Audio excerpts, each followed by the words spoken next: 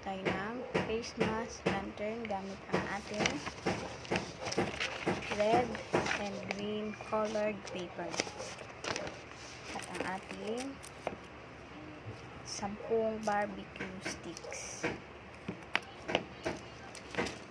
glue stick, and then the scotch tape and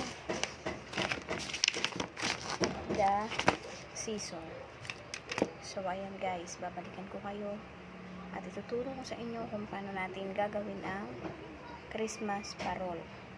So ang una natin gagawin guys ay magawa tayo ng star. So gamit ang ating scotch tape, pagsasamahin natin sila.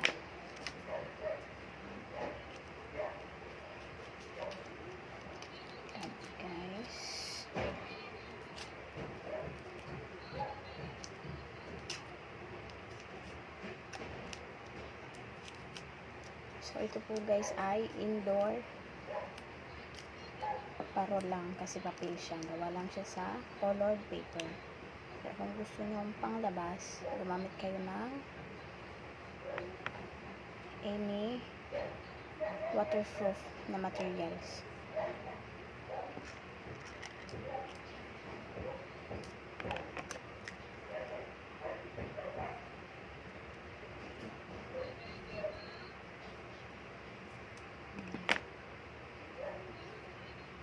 So, ayan guys.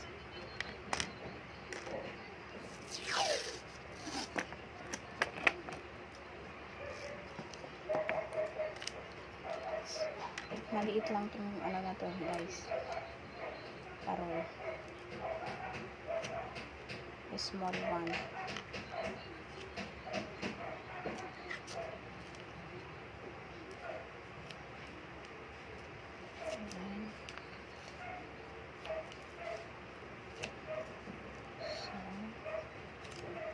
That lang guys.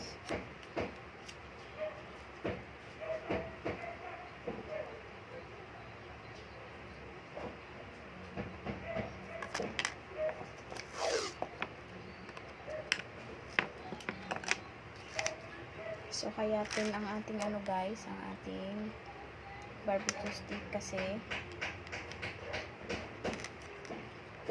dalawang ganitong gagawin natin kasi papatong natin sila mamaya.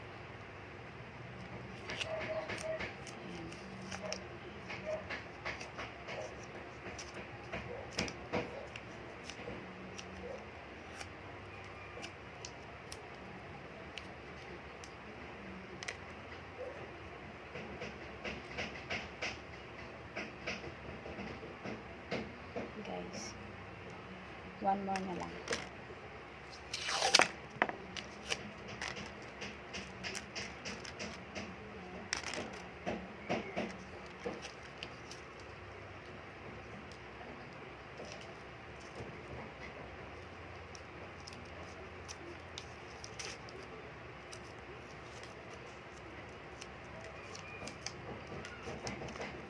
This is simple lang guys. You can do it on your own guys. Pwede nyo po itong gayahin.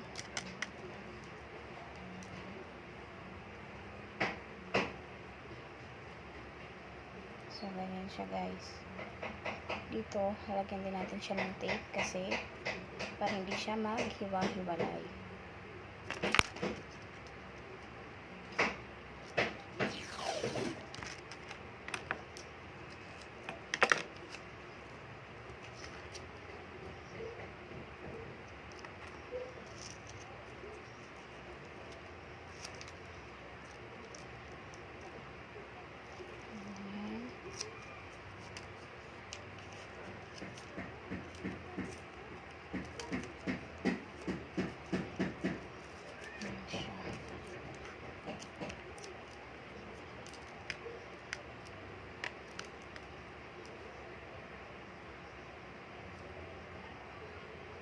So, ayan na siya guys. So, babalikan ko kayo guys pag nakagawa ulit ako ng isang ganito. Para ituturo ko sa inyo kung paano natin sila pagsasamahin dalawa to make a star. So, I have here guys our 2 stars. Gagawin natin ay pagsasamahin natin silang dalawa. gamit uli ang ating tape.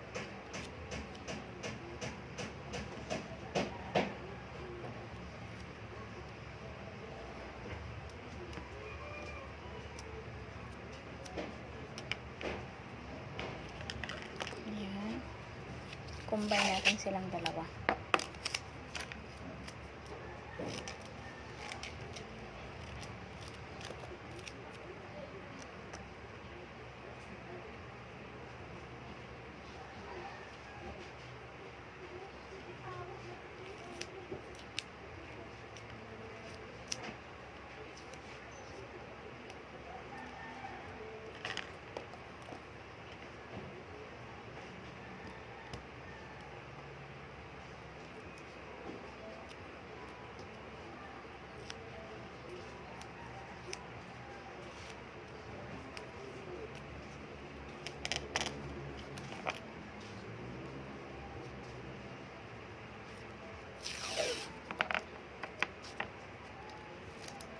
Ganyan lang guys.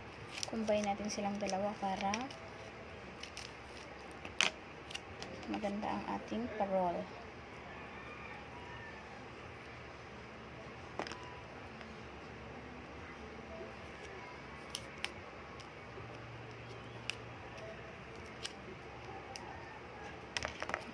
That.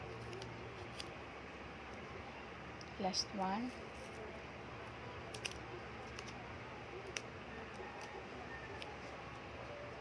Guys, so kung nakikita nyo guys, ganyan ang kinalabasan niya. Ang gagawin natin next guys, nakita nyo to, itong ating barbecue stick na pinutol. Ang gagawin natin guys ay ikakalang natin siya dito sa gitna, sa pagitan nitong dalawang star dito, that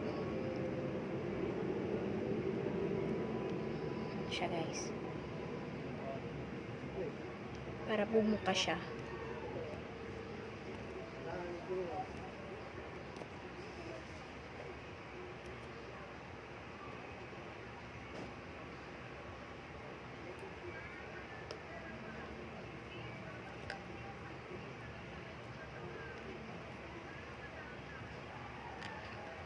Tama siya guys. Ayan na. So, lahat lagyan natin. Bali 5 din na ganito.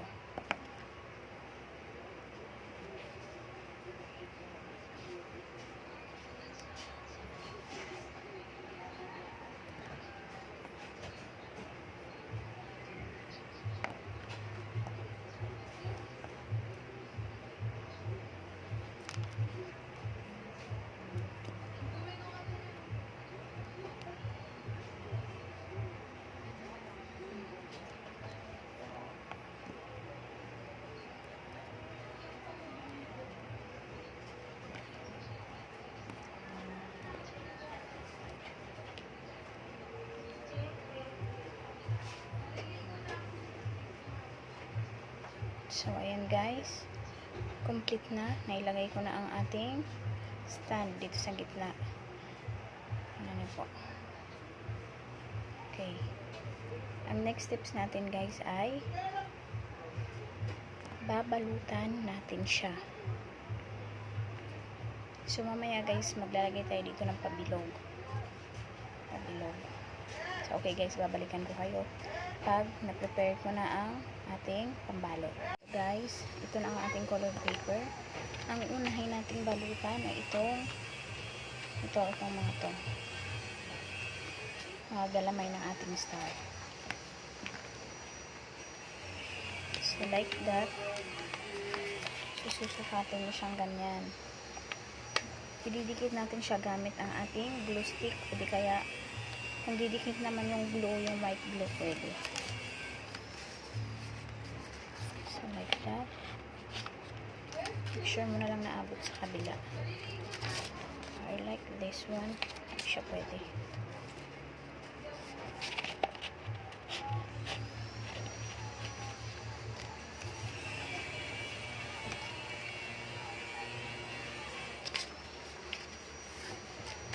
So guys, hindi ko mapapakita sa inyo kung paano ko balutin kasi ang aking glue gun is malayo ang extension. So guys, I will show you na lang mamaya kung tapos ko na siyang balutan. So guys, ayan, as you can see here, nabalutan ko na po ang ating star. Ang next po natin gagawin ay, meron ako ditong tingting, i-glue stick ko siya paikot. Ganyan.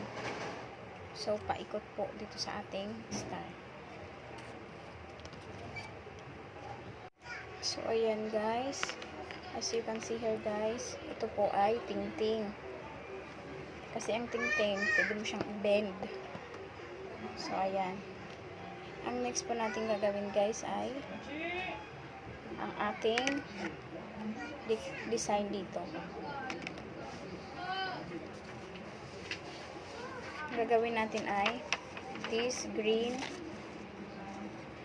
colored paper.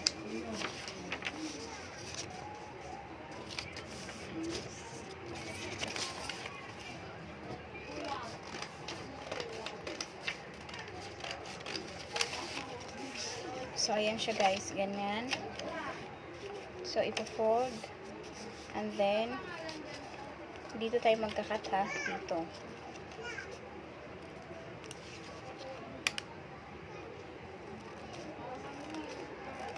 So, magtitira kayo ng 1/4.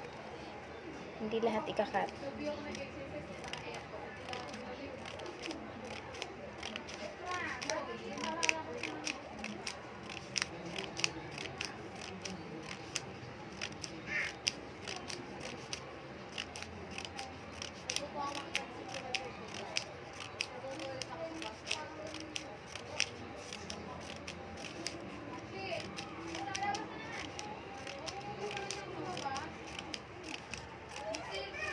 Cut lang and then continue lang hanggang sa umabot sa dulo.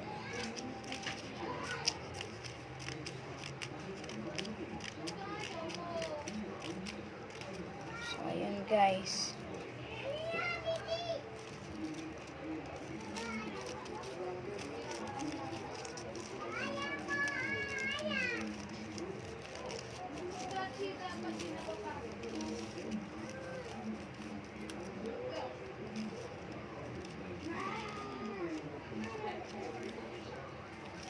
Cut natin siya into half.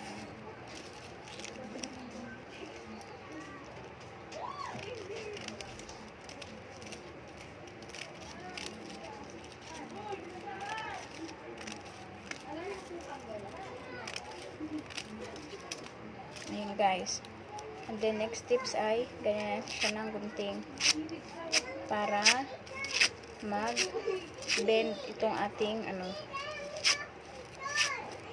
So, itong parol na ito guys ay pang indoor lang. Hindi siya pwede sa labas kasi mababasa siya.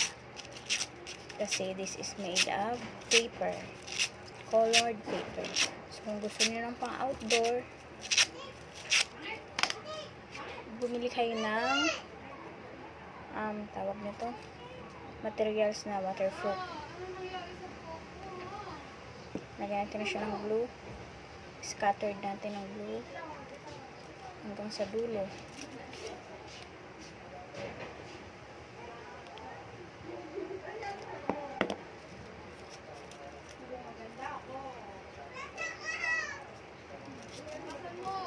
Diba rin hindi tayo makalabas ng ating mga bahay.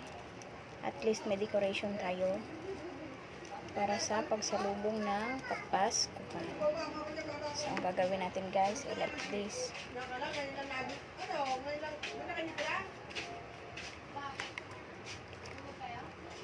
Guys. Ayan. So, ipapakita. So, hi guys, I'm back. Ayan na po ang ating parol. Nilagyan ko na siya ng design dito sa ating bilog. Ang next po natin gagawin ay ang pasabit. Pabitin po dito.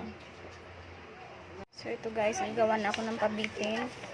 So, ayan. Whole color paper. Puti mo lang half. And then, 1/4. And then, fold. And this existence, guys, kung sobra, we will cut. that. So, ayan. So, dito, ayan, for design, cut. Ayan po. And there, cut ulit, guys.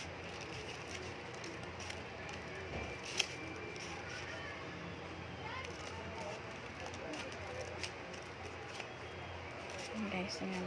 Masarap ang tayo dito kung kulay. Ha? Masarap yung dito kung kulay dyan.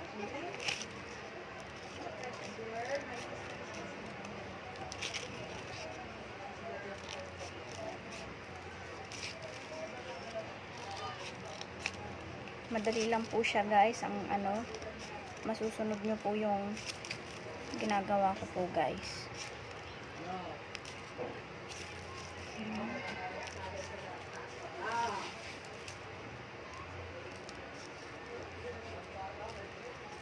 So, ayan, guys. So, bubuklatin natin siya. Tingnan natin kung anong kinalabasan.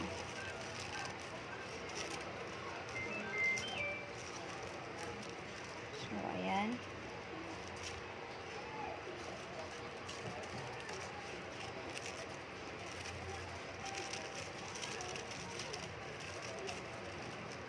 MJ, maligo ka na kaya pag ako nakapasok sa banyo, tingnan mo. Magamit ko yung MJ, dapat umaga ka lang maligo na eh.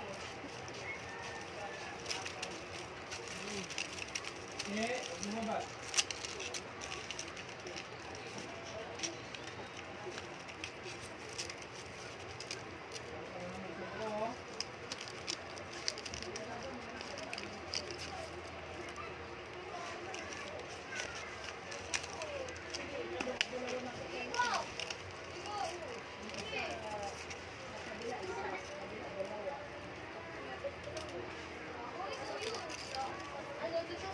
So, ayan siya, guys.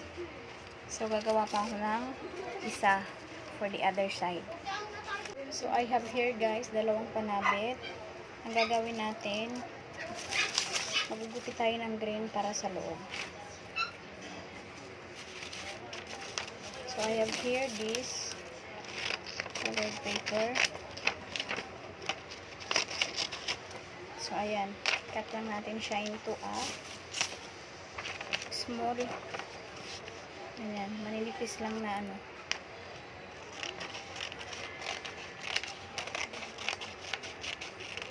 Like that, guys.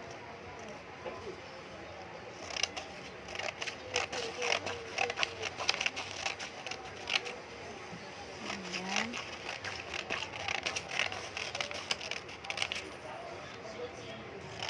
Wala nang sukat, guys, basta manipis siya.